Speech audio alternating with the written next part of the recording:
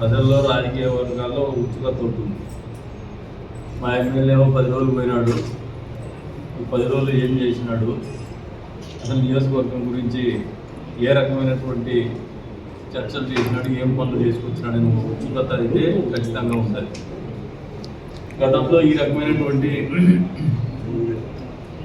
ఒక సాంప్రదాయం అయితే లేదు, కానీ నేనే కొత్తగా ఈ సాంప్రదాయానికి తెరలేపాలని చెప్పేసి ఆలోచన చేస్తాను. గడిచిన 10 రోజుల అసెంబ్లీ సమావేశాల్లో మన నియోజకవర్గానికి కానీ మీకు అందరికీ కొన్ని వాస్తవాలు ఏదైతే డెవలప్మెంట్స్ ఉన్నాయో మీకు తెలియజెప్పాల్సిన బాధ్యత మాకు ఉంది. మొదటిగా, ఎప్పటి నుంచో ఈ నియోజకవర్గంలో అపరిష్కృతంగా ఉన్నటువంటి 2004-2009 సంవత్సరాల మధ్యలో ఆ ప్రభుత్వ హయాంలో ఈ నియోజకవర్గంలో రాష్ట్రంలోనే అతిపెద్ద అవినీతి జరిగింది హౌసింగ్. దాని కేంద్ర బిందువు కుటాగుల తలుపులమూడ. దాదాపు ఎవరైతే నిజంగా లబ్ధిదారులుగా ఉన్నటువంటి నిరుపేదల ఆశ చూపి వాళ్ళకి ఇల్లు ఇస్తామని చెప్పేసి వాళ్ళకు తెలియకుండానే ఆ రోజున ఉన్నటువంటి టెక్నాలజీలో బాగా ఆ రోజు అప్డేట్ లేవు మనం ప్రభుత్వం. వాళ్ళ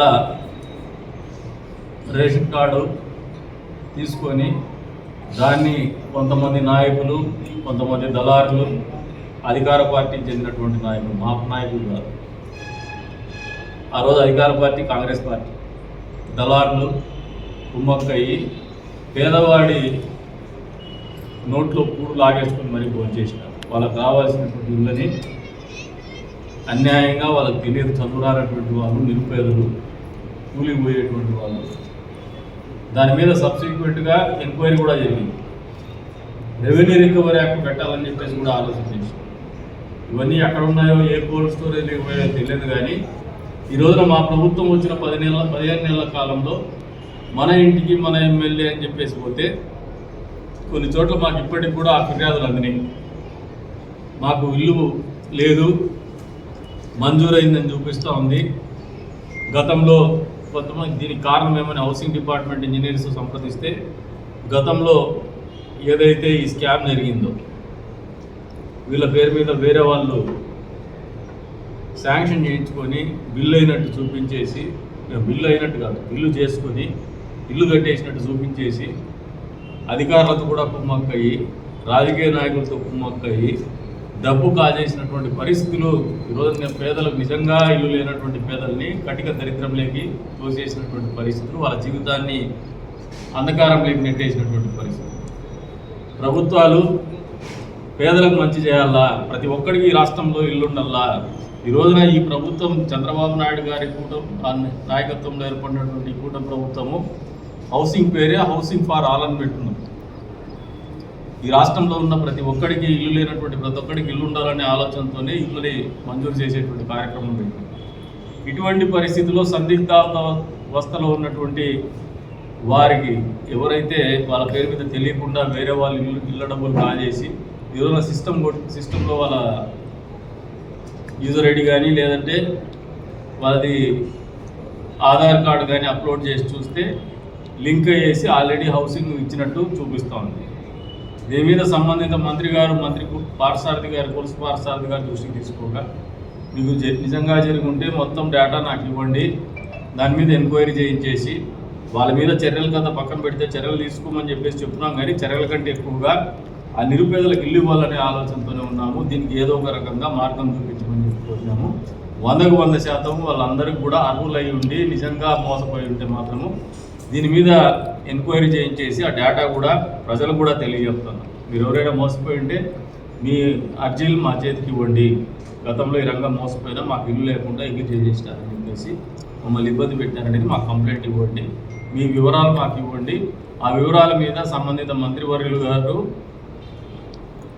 ఒక నివేదిక తెప్పించుకొని అర్హులైనటువంటి వాళ్ళు, మోసపోయినటువంటి వాళ్ళు, నిజంగా ఇల్లు లేకుండా ఎవరైనా ఉంటే వాళ్ళకి ఇల్లు మంజూరు చేస్తామని చెప్పేసి కూడా తెలియజేస్తాం. ఇది మొదటిగా ఈ నియోజకవర్గం పరిస్థితి. మామూలుగా నారా లోకేష్ గారు HRD minister, human resource development, education minister,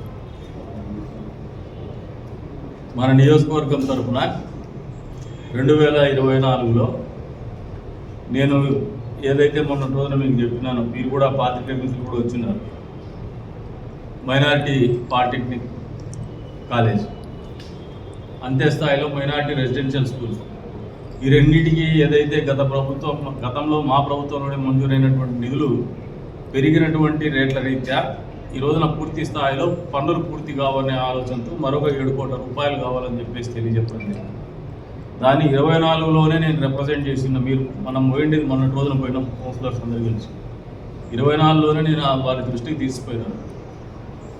ఈ రోజున పరిపాలనలో ఎంత పారదర్శకత తీసుకొచ్చేటువంటి ఆలోచన విధానం ఉందో నారా లోకేష్ గారికి వీరందరూ కూడా, నేను కూడా చాలా రోజుల నుంచి రాజకీయాల్లో ఉన్నాను. మామూలుగా ఒక గ్రీవెన్స్ ఇస్తే దాని మీద ఒక లెటర్ రాసి గమనైపోతారు. కానీ అసెంబ్లీ సమావేశాల్లో దాదాపు ఒక రిపోర్ట్ ఇచ్చినట్టు ప్రతి ఎమ్మెల్యే కూడా, నాతో పాటు ప్రతి ఎమ్మెల్యే కూడా, మేము ఏదైనా మా సైడ్ నుంచి గ్రీవెన్సెస్ ఇచ్చుంటే కాన్స్టిట్యున్సీవి ఒక ఫార్మాట్ చేసి ఇంత అకౌంటబిలిటీ, ఇంత బాధ్యతగా ఒక అకౌంటబిలిటీ ఉండే రకంగా మేము 15 ఫిర్యాదులు మొత్తం ఇచ్చున్నాం. దాంట్లో పాజిటివ్ 1, మిగతావి 9 నెగిటివ్, 5 ప్రాసెస్లో ఉన్నాయి, ఇన్ఫ్రా దాంట్లో ఉన్నాయి. నెగిటివ్ అంటే మీరు మళ్ళీ అనుకోవచ్చు ఏమన్నా అభివృద్ధి పనులు ఏమన్నా ఆయన చేయనని చెప్పినాడని. అవన్నీ ఏం కాదు, మీకు అది కూడా ఫార్మాట్ చెప్తాను. దీంట్లో డేటా మొత్తం ఉంది. దీంట్లో మిగతావన్నీ కూడా ఎవరో టీచర్లు వాళ్ళు వీళ్ళు ట్రాన్స్ఫర్ల కోసం నా దగ్గర లెటర్ తీసుకుపోయింది, వాళ్ళు ఇచ్చుకున్నారు. ఆ ట్రాన్స్ఫర్లలో నెగిటివ్ వచ్చినవి 9 ఉన్నాయి.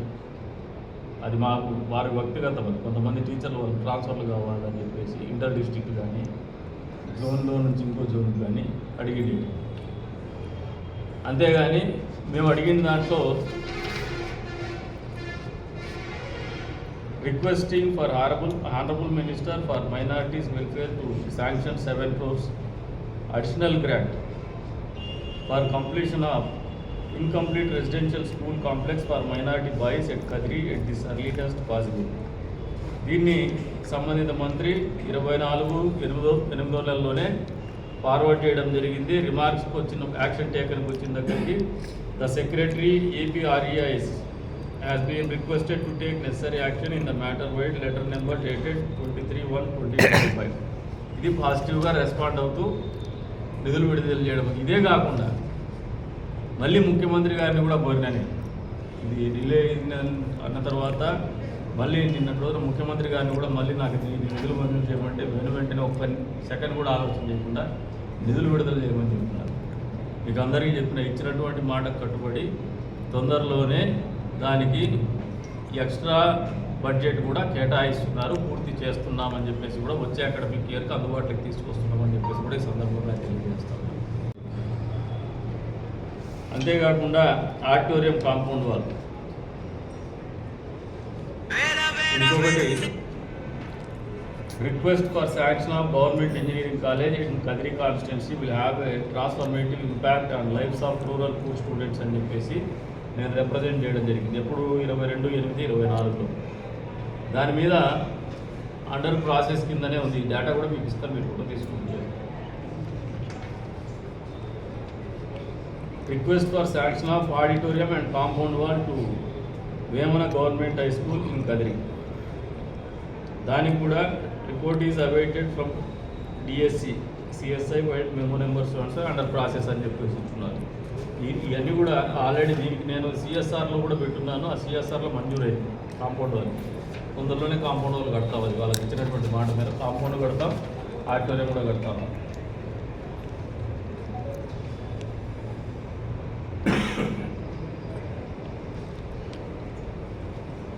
Of engineering college Kadiri constituency మళ్ళీ కూడా ఒకటి ఇచ్చున్నాం. 25లో ఇచ్చినాం మళ్ళీ. అది కూడా మళ్ళీ ఆయన దాని పర్మిషన్స్ కోసం పెట్టున్నారు, ప్రాసెస్ చేయమని చెప్పేసి.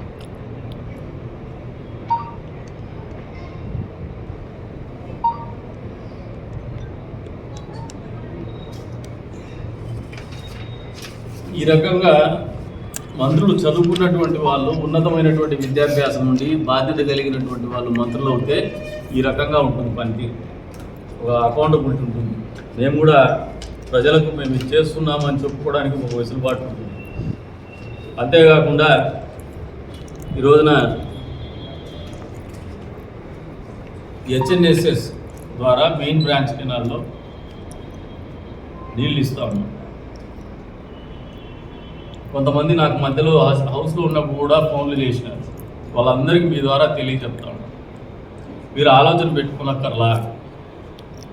మెయిన్ బ్రాంచ్ కెనాల్ ద్వారా అప్ టు ధనియాన్ చెరువు వరకు కూడా నీళ్ళు ఇస్తూ ఉన్నాం. మీకు కొండారెడ్డి చెరువుకి కొద్దిగా పైపులు పెట్టి వదిలినాము, మీరు కొంచెం పేపర్లో వచ్చిన పైన పెట్టారని చెప్పేసి ఒక స్ట్రాటజీగానే పోతున్నాం దానికి.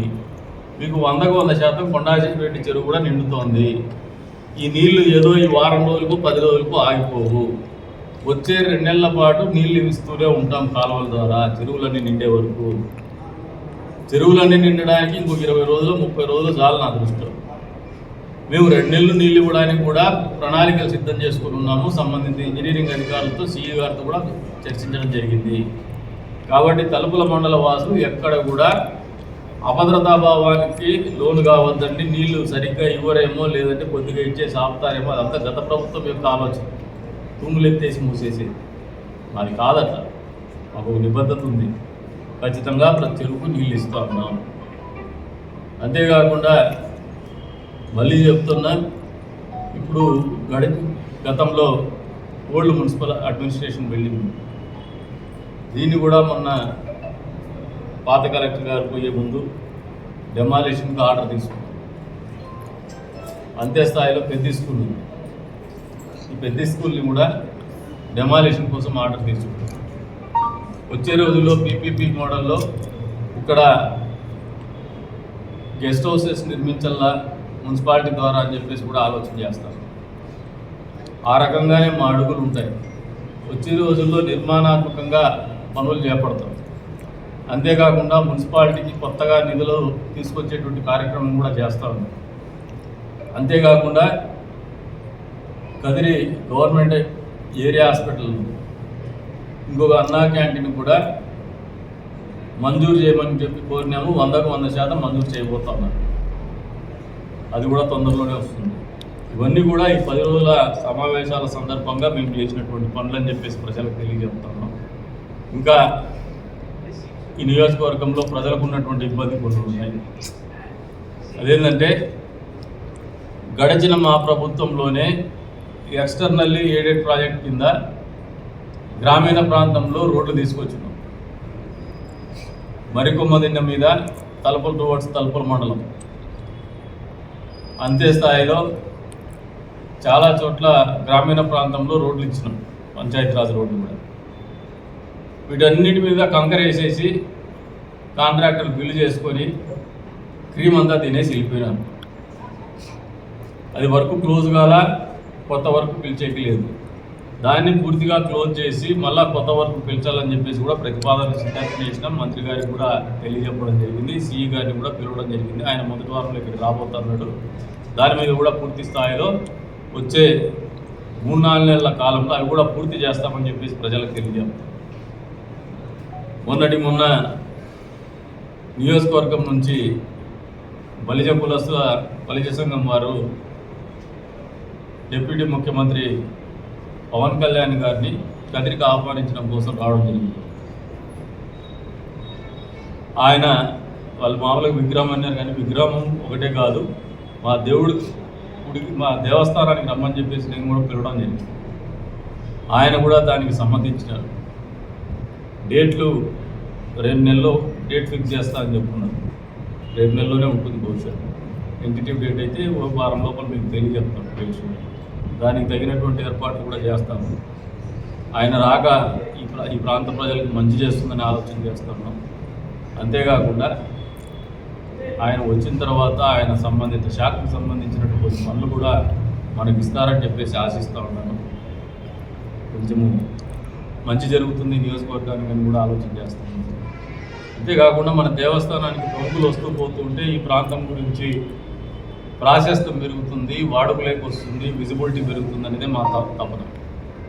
బలిజ కులస్తులు కూడా చెప్తున్నాను, మీరు ఆతృతతో ఉన్నారు. నాకే మళ్ళీ 2 సార్లు ఫోన్ చేసి గట్టి చెప్పినారు, మీరేం చేయొద్దండి నేనే ఫోన్ చేస్తాను.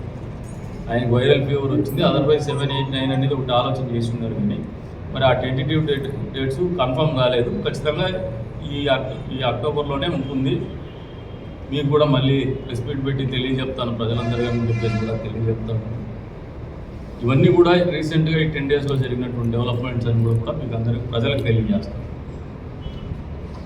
దీనికి తగినట్టు on the other hand YSRCP party కేంద్ర ప్రభుత్వం ఏదైతే GST 2.0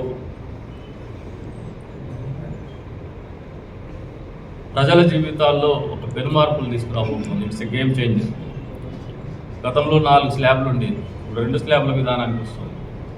మీరు ఈరోజు పేపర్ చూసిన నేను రాగానే మెయిన్ పేపర్లో మామూలుగా దసరాకు దీపావళికి ఎలక్ట్రానిక్ కంపెనీలు ఎల్జీ కానీ శాంసంగ్ కానీ టీవీ కంపెనీలు రెఫ్రిజిరేటర్ కంపెనీలు అదే రకంగా ఎలక్ట్రానిక్ షాప్స్ అడ్వర్టైజ్మెంట్స్ ఎప్పుడు కూడా మా దగ్గర తక్కువ ధర అని చెప్పేసి ఫెస్టివల్ ప్రైస్ అని ఒకటి పెడతారు. సార్ అట్లా పెట్టలా, old GST new GST slab పెడతా ఉన్నారు. That is a change. దాదాపు 8,000 కోట్ల రూపాయలు రాష్ట్ర ప్రభుత్వానికి ఆదాయానికి గండిపడే పరిస్థితులు ఉన్నా కూడా రాష్ట్రంలో ఉన్నటువంటి కూటమి ప్రభుత్వం ఈ GST 2.0ని ఆహ్వానిస్తాను. ఎందుకంటే ప్రజల కొనుగోలు శక్తి పెరగాలనే ఆలోచన, ప్రజలకు 4 రూపాయలు డబ్బులు మిగిలల్లా, తద్వారా వాళ్ళు ఆర్థికంగా పరిపుష్టి సాధిస్తారనే ఆలోచన. ఈ రోజున మళ్ళీ ఒకటి ఏదైతే పవర్ సెక్టర్లో రిఫార్మ్స్ తీసుకొచ్చినటువంటి పరిస్థితుల్లో పవర్ టారిఫ్ తగ్గిస్తానమని పవర్ మినిస్టర్ కూడా గొడ్డిపాటి రవి ప్రెస్ మీట్ పెట్టి మరీ తెలియజెప్పడం జరిగింది. దాదాపు 1,000 కోట్ల రూపాయలు దీంతో ఆదా అవుతుంది రాష్ట్రానికి. రాష్ట్ర ప్రజల మీద భారం తగ్గుతుంది 1,000 కోట్లు. గత పాలకులు కరోనా టైంలో అసలు కళ్ళకు కనపడకుండా వైరస్ సంచరిస్తా అంటే అసలు వీళ్ళకి బిల్లు ముట్టుకునే వరకు షాక్ కూడా కొట్టకుండా ఒకటేసారి రేట్లు పెంచి బిల్లు చేతిలో పెట్టినటువంటి జగన్మోహన్ రెడ్డి ప్రభుత్వం. మీరు అడగకుండానే రేట్లు తగ్గించేసి మీకు మళ్ళీ మీ మీద ఆర్థిక భారం తగ్గిస్తున్నటువంటి చంద్రబాబు నాయుడు ప్రభుత్వం. ఇది గత ప్రభుత్వానికి ఈ ప్రభుత్వానికి ఉన్నటువంటి తేడా అని చెప్పేసి కూడా ప్రజలకు తెలియజేస్తారు. మొన్నటి రోజున హౌస్లో బాలకృష్ణ గారు కూడా మాట్లాడిండేది, బహుశా ఆయన భావము సరైంది. భావ ప్రకటనలో మీరు వినేది మామూలుగా ఏమ్మా అంటే నీ అమ్మ అన్నట్టు కొంతమందికి వినపడుతుంది. అది వాని ఆలోచన విధానం, కానీ మేము we cannot help for it. ఆయన చెప్పదలుచుకున్నది ఏంటంటే కామినేని శ్రీనివాస్ గారు చెప్పిన దానికి ఆ రోజున ఎవరూ బలవంతం చేయలేదు,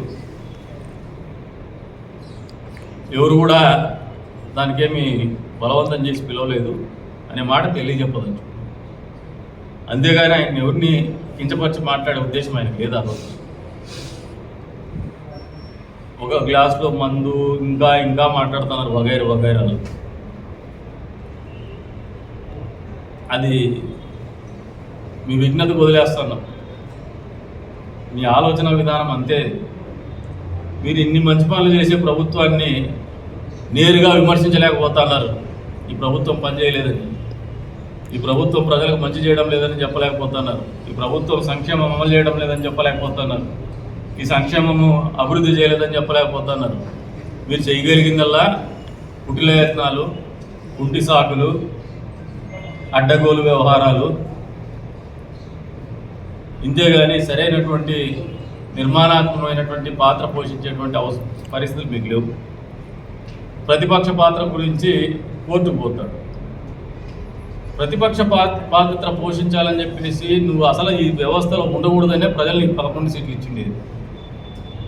నువ్వు ప్రతిపక్ష పాత్ర గురించి కోర్టుకు పోయినా ఇంకో చోటికి పోయినా అంతరిక్షానికి పోయినా రాదు జగన్మోహన్ రెడ్డి. నీకు ఇవ్వాల్సింది ప్రజలు, వాళ్ళు ఇవ్వకూడదు అనుకున్నారు, ఇవ్వాలా. ఆయన you should wait for another 5 years term. 5 సంవత్సరాల వరకు వేచి ఉండాల్సింది. ఇది ప్రజాస్వామ్యంలో ఉన్నటువంటి అందం. ఇది ఎవరైనా కూడా అంతే. ఇది చాలా ఎక్స్పెన్సివ్ మిస్టేక్స్. మేము కూడా ఒకసారి ఓటేసి వచ్చి ఇంట్లో పడుకుంటే చెత్త మనిషిని ఎమ్మెల్యే అయ్యే పరిస్థితి కల్పించాం. తప్పది, అటువంటి తప్పిదాలు చేసినాం. కానీ నువ్వు చేసినటువంటి పరిపాలన నీకు ప్రజలు నమ్మకంతో అందిస్తే ప్రజలు పిచ్చోళ్ళని నువ్వు అనుకున్నావు. నువ్వు ఆ రకంగా ఏమారినావు, మేము ఈ రకంగా ఏమారినావు. ఏమారిన కూడా 5 ఏళ్ళు ఏడ్చాల్సిందే, వాడు వెయిట్ చేయాల్సిందే మళ్ళీ టర్న్ వచ్చేవాడు. కానీ నువ్వు ఏమారినావు, నువ్వు ప్రజలు ఏమారుతారనుకున్నావు, ప్రజలు ఏమారలా. కాబట్టి నీకు ఆ పరిస్థితి వచ్చింది. దాన్ని నువ్వు గౌరవించకుండా శాసన మండలిలో మాత్రము గొంతుంది కదా అని చెప్పేసి అరిచేస్తాడు. నువ్వు నిబద్ధత కలిగిన వ్యక్తి అయితే అక్కడెందుకు పోతున్నావయ్యా? అక్కడెందుకు వస్తున్నారు మీరు? ఇక్కడెందుకు రావట్లేదు? నువ్వు యాజ్ అన్ ఎమ్మెల్యే కూడా నువ్వు రిప్రజెంట్ చేయాల్సింది అపోజిషన్లో. అది నీ బాధ్యత, కనీస బాధ్యత, ఓట్లు వేసుకున్న తర్వాత. ఇటువంటి ఆలోచన విధానం ఉన్నటువంటి జగన్మోహన్ రెడ్డి రాజకీయాలు పనికొస్తాడా పనికిరాడా వైఎస్ఆర్సీపీ పార్టీ కార్యకర్తలు తెలుసుకోవాలని చెప్పేసి కూడా ఈ సందర్భంగా తెలియజేస్తున్నాము. మీరు మాట్లాడే మాటలు కుట్ల ప్రయత్నాలు చేస్తూ ఉంటారు. ఏదో కమ్యూనిటీస్ మధ్యన, కులాల మధ్యన చిచ్చు పెట్టాలా, పార్టీల మధ్యన చిచ్చు పెట్టాలా, సయోధ్యగా ఉన్నటువంటి పార్టీల మధ్యన చిచ్చు పెట్టాలా, తద్వారా రాజకీయాలు అభివృద్ధి. ఈ కుట్ల ప్రయత్నాలు జరగవు. ఎందుకంటే ఇది మంచి ప్రభుత్వం, మనసుండే ప్రభుత్వం, పేదల ప్రభుత్వం, ప్రజాప్రభుత్వం. దీన్ని ప్రజలు ఓన్ చేసుకున్నందుకే ఇంత పెద్ద మ్యాండేట్ వచ్చింది. ప్రజల కోసం పనిచేస్తున్నారు కాబట్టి భవిష్యత్తులో కూడా మీకు అవకాశం లేదని ఘంటాపదంగా చెప్పగలుగుతానని చెప్పేసి కూడా చెప్తున్నాం. మీరు చేసేటువంటి వెకిలి చేష్టలకు కానీ, కుట్రపూరితమైనటువంటి చర్యలకు కానీ మేము గర్వము. ప్రజాక్షేత్రంలో వాస్తవాలు తెలియజెప్పేటువంటి ప్రక్రియ నిరంతరం చేస్తూనే ఉంటామని చెప్పేసి కూడా తెలియజేస్తాం. అంతేకాకుండా పాత్రికేయ మిత్రులు అబ్దులైన